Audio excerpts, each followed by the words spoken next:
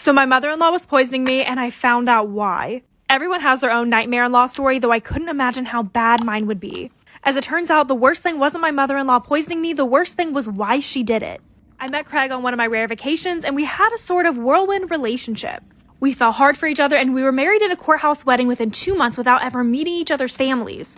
Mine visited a few weeks later, and after the initial shock, they really liked Craig. While we moved in together and figured out married life, I got to hear more about his parents who live near the rest of his extended family a few hours away, though we never saw them. My work schedule is rough. I work 6 to 7 days a week, and my off times are a blur of appointments and errands. I think in the 2 years before I met Craig, I only left the city once. I finally got a few days off so we could visit his family about 6 months later. His whole family came over, and everyone seemed thrilled to meet me except for his mom, Betsy.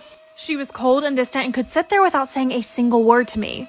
It was creepy, but I kept trying to spark up a conversation. On our last day, he announced we should take an afternoon hike into the national park their house sat on the edge of. Betsy made lunch, and I was changing to go out when it hit me, just waves of nausea. I wound up in the bathroom for hours that afternoon. I figured it was just a touch of something and thought nothing of it. We went back a few months later and again thought nothing of it and had a great time except for Betsy. She wouldn't talk to me, though Craig brushed it off and said she was just getting to know me. He finally said we could rent jet skis the next day and said that we could explore the lake in the next town as a way to get out of the house and unwind, which made me feel better. I was so excited to tell everyone where we were going, but it wasn't to be. After eating, I got so sick I could barely walk for the next 2 days. At this point, I started to get suspicious. No one else was sick, and we all ate the same food. It seemed like Betsy may have been up to something, but it wasn't until our next visit when a night in a romantic cottage another hour up the road was canceled due to me getting sick that I was sure. Betsy had to be poisoned. Craig said I was insane. He said it must be an allergy to something his mom was using in her cooking, which actually made sense, though I never had time for an appointment to get it checked out. So I decided on the next trip that I'd make a big casserole and bring it with us. If I cooked the food and served it, nothing could be added. Well, I hadn't had 2 bites before I realized I had left the wine I was drinking unattended while I was heating up the casserole. My stomach was already doing flips, and you know what happened next, and it was not pretty. I was so sure his mom was poisoning me that I confronted Craig about it. I told him that I wouldn't visit his family again if she was there. It was our first big fight, and he finally said he wouldn't force me to visit, and we could figure out how to best deal with the situation. She had never been nice to me, so it wasn't a loss. The next time I got off, we decided to head to that little cottage we had rented before and not been able to use. We were driving past his family's place, and it seemed rude not to stop, so we compromised and brought some pizzas. I even decided to not drink anything unless it was water from the tap. We got in and threw pizza on our plates when one of his cousins arrived, and everyone briefly left the food unattended. I realized almost immediately, and we decided to try an experiment. Craig and I both had 2 slices, so we switched our plates while everyone was in the next room. Craig got so sick, I was really worried about him. The drive back to the city was awful, and we had to pull over a lot. He was a mess. We had him back home for 3 days before I broke down and told him that I'd switched the plates. I've never seen such anger before. The rage in his eyes is something that I'll remember for the rest of my life. He shoved me into the wall and then came flying at me. He threw me on the couch, but I somehow managed to grab my keys and phone and run out the door, not even wearing shoes. I luckily got to the elevator and made it to a friend's place safely, finally turning off my phone after I missed his 47th call. I had no idea what to do or when it would be safe to go home. It was the scariest time of my life. It was 2 days before I turned my phone back on when I heard a message from the police, and I drove upstate immediately. Craig was dead. Betsy had shot him after he broke into her house and charged her with a knife. I learned that Craig had been married once before, and his wife had died in a tragic hiking. Craig had made a lot of money in the life insurance payout, and Betsy always suspected Craig had killed her and was nervous about letting me be alone with him, especially out in the remote area he was so familiar with from his childhood. So she ensured that every time he planned an outing that I would be sick. It wasn't easy, but she didn't think that I would believe her, as no one else had ever shared her suspicion about Craig. I found the life insurance policies he took out on me without my knowledge afterwards, and refused to press charges against Betsy since she was only trying to protect me. I still visit her from time to time when I need to get out of the city, and I love her cooking. Am I the a-hole for not accepting my sister's relationship with my ex, despite her having cancer as a teenager? My 25 female father married my stepsister's 23 female mother when I was 4 and she was 3. We've lived together most of our lives at our family. She and I were extremely close. She developed cancer when she was 14 and was sick for about 2 years. She since made a full recovery. During that time, my parents became understandably overprotective. They also asked a lot of me. I quit my extracurricular so I could get a job.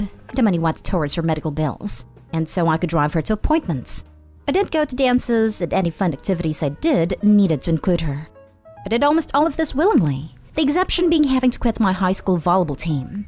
I did throw a bit of a tantrum about that, but was swiftly punished. And I think having one emotional breakdown was pretty chill given the circumstances.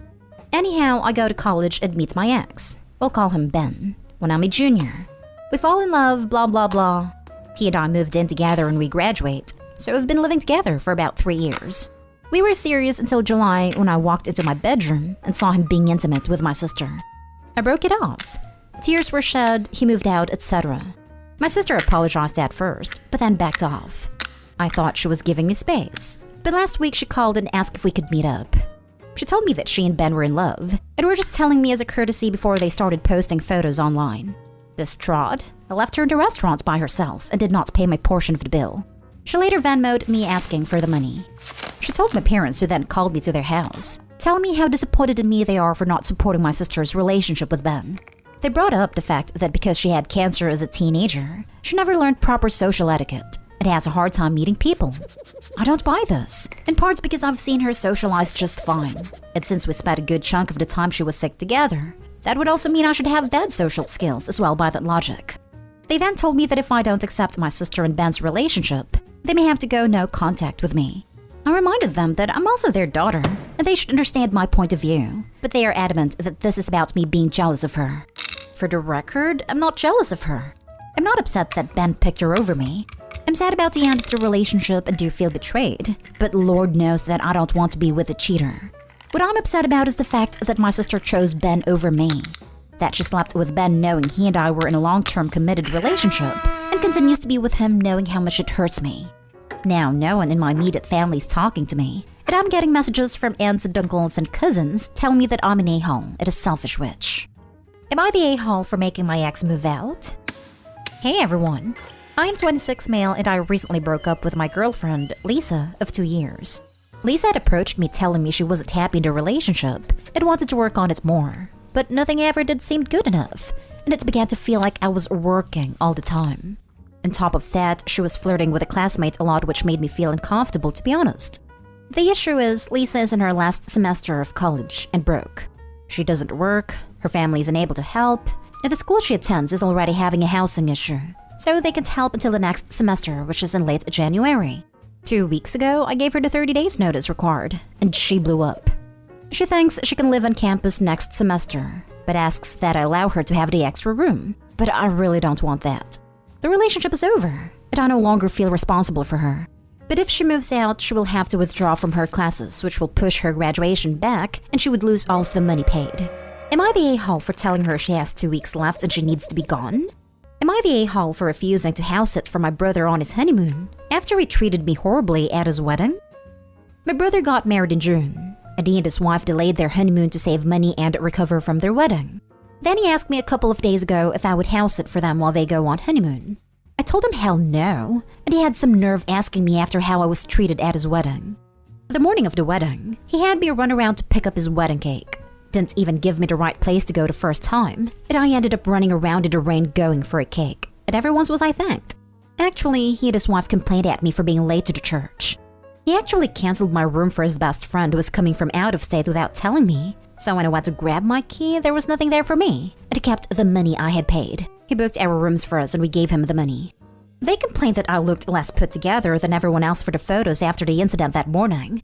My hair got messed up, my makeup wasn't as professionally done as it has been, and I was put in the far corner for family photos to hide the fact. Adding to all that, he left me to pay the bar tabs as my contribution to the wedding, even though I had helped with wedding invites and table plans. I was the one who picked up their decorations for the place and brought them to the hotel and put them up. They needed to have a show and make sure they got what they wanted. On top of things down for their cake at the last minute and getting crap for being late to them and leaving their own bakery. Everyone else took care of the town, and gave them so much crap for treating me the way they did. I was honest with them about the stuff they had said to me that night, and they were super pissed because I had already dedicated a lot of time to help them out. But now he's saying I'm being petty, and given we were good before the wedding, one day should not make me refuse to help him. Am I the a-hole? You're so good to me, let me be good to you. Step by step we build ourselves strong. All that you say really keeping up that power. Hi guys, thank you for watching. I love you guys so much. Please like and subscribe to see more great videos. See you again.